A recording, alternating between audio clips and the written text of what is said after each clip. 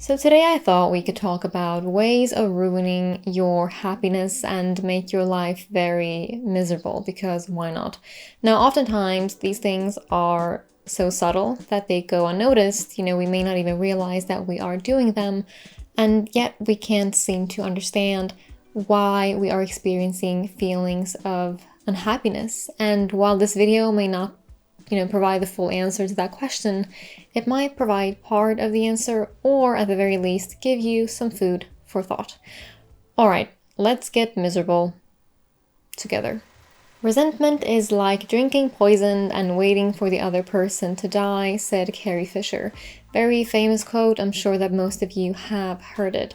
Now, unlike the normal feelings of disappointment, anger, and frustration that we all experience, resentment is when we hold on to those emotions, and while it can be caused by a variety of reasons, what it often stems from is this belief that we have been wronged by a person, and so we fail to forgive and to let go. By letting resentment go unnoticed and unaddressed and unresolved, it's inevitable that it will lead to feelings of unhappiness. And if you really want to indulge in resentment, make sure that you frequently remind yourself of the ways that people have wronged you, or, better yet, if you want to go pro level, keep a list of it and put it in Notion. And I mean, it's not like they are going to know. And even if they did, what's the chance that they would actually care?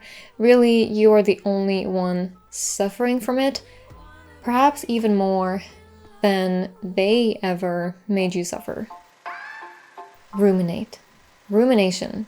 A focusing of one's attention on negative or distressing thoughts or feelings that, when excessive or prolonged, may lead to or exacerbate an episode of depression. So instead of just making a list of all the ways in which others have wronged you, to ruminate would be to go over those events, thoughts, and experiences in detail in your mind over and over and over again until you become upset and, well, obsessed. And better yet, invite your friends to obsess over it too. Now, when we do this, we may tell ourselves that we are being productive, that we are trying to solve a problem, that we're doing it because we need to make sense of what happened in order to learn and to grow, because how else are we supposed to move on? Even though we know deep down that the things that we ruminate on are done and over with. It's in the past. And yet, for a moment, it may give us a false sense of control, that somehow there are hidden leads and answers to be found if we only seek them hard enough. And maybe, just maybe, we will be able to change what happened. But even if we don't, we may find comfort in holding on to this thing from the past that we can't seem to accept. But unlike productive reflection and introspection, at the end of a rumination session, I guess, we don't actually feel like we have processed anything. We don't feel closer to a solution or to closure or to answers or whatever it is that we are looking for, even if we may tell ourselves that we do. So instead, we often feel even more frustrated or confused and hurt. And, I guess that's what happens when you try to solve the unsolvable. Fight every battle. Be selective with your battles. Sometimes peace is better than being right. I came across some version of that quote years ago. I have no idea who said it, and apparently no one else does either, since I could not find it. You know how some people seem like they are almost looking for a reason to get upset or to snap at someone? It's like they are hoping that someone will accidentally bump into them or say or do something that doesn't sit right with them, just so that they have a reason to get into battle. They don't stop to smell the roses. They stop to look around and find the next thing to get mad at. And sometimes we are that person, sometimes we know that person, and sometimes we encounter that person involuntarily. But other people are not the only battle that we face on a day-to-day basis.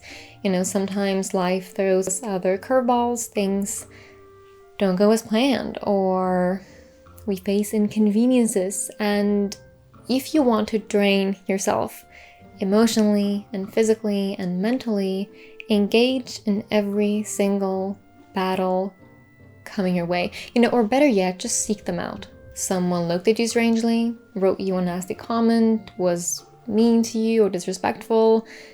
You can't simply let that pass. You must participate in every argument and confrontation coming your way, no matter how minor or unimportant it might be in the grand scheme of things. If you want unhappiness, that is. Picking your battles, aka choosing wisely what do you participate in, is for those who seek to protect their peace. It's for those who would rather be happy than be right. So if you want the opposite, then choose the opposite. Have self-limiting beliefs. In other words, underestimate what you are capable of. So, in my opinion and experience, a bulletproof way of remaining stuck in life, which then often leads to feelings of unhappiness, is believing that you can't start a business, that you can't rock that outfit, get a raise, start a YouTube channel, or pursue any venture that you're wanting to pursue.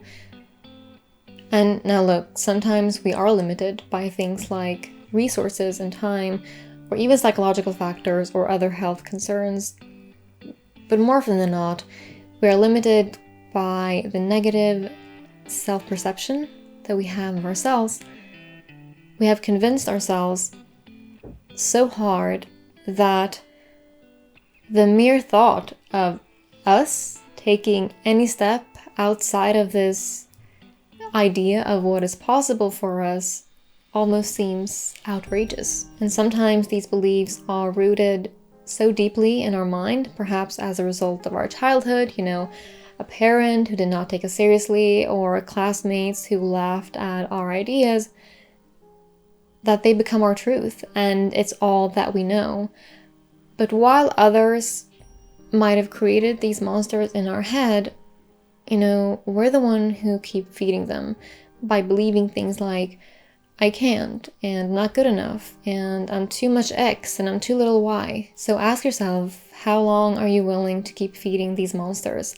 I bet the larger they become, the harder they will be to starve.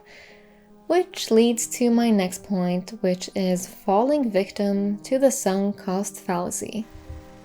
Sunk cost fallacy. Typically used when discussing business and economics, but can also be used when talking about our personal life. So it's basically when we follow through with something or continue doing something that no longer serves us because we have already invested time, money, or some other resource in it. And not only does it no longer serve us, but sometimes it makes us downright unhappy or unhealthy in other ways. It's when we buy tickets for a show that we no longer want to go to, but we will rather go and be miserable than stay at home and live with the fact that we have wasted money. It's when we stay in a relationship or a friendship or a job for way longer than we would have liked to because we have already invested so much in it. It's when we finish watching a movie that sucks because we already watched an hour of it. And logically, we often know that it's irrational. The concert ticket money is already gone, regardless of if you attend or not. And so is the time and effort that you have invested in this relationship, regardless of if you stay or leave. And so we keep wasting even more time and money on things that we've already wasted time and money and whatnot into, we fall victim to the sunk cost fallacy and we let that dictate our decisions. And sometimes we do this because we tell ourselves that maybe things will be worth it later on. Maybe things will turn around and maybe this movie will actually make sense and get better towards the end. And maybe the concert will actually be fun.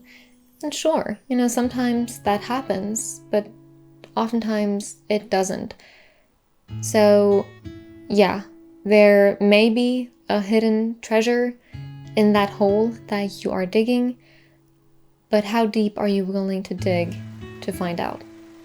Be in a constant state of hurry. Constant hurry makes life blurry. One day you will reach the end of it, feeling like you never attended it. I made that up. I think one of the greatest contributors to my happiness has been slowing down and noticing and appreciating the smaller things in life, or even the bigger things. The joys, the pleasures, the accomplishments, and I take note of them, no matter how small they are, and I do that every day. And there's also the opposite way of approaching life, right? When we are rushing through the days, like we are late to go somewhere, like we are late to the future, but then the future becomes the present, and then the future is once again distant. Have any one of you ever played Super Mario on Nintendo 64? And you know how he runs up the endless stairs? That's kind of what life can feel like sometimes when you don't pause enough. And that too, I think, is a bulletproof road to misery. I'm actually going to challenge myself right now, right here, to find 5 things. Okay, 5 things that bring me any sense of joy. Okay. All right, so first thing is my YouTube 100K plaque. Very happy about that one. Second thing is this picture, which is a picture that I took on a very, very good day a couple of years ago. And looking at it actually brings back some pretty good memories. This avocado plant, because what the hell, that's so freaking cool. All right, I can't find the 4th or 5th thing, but you get the point.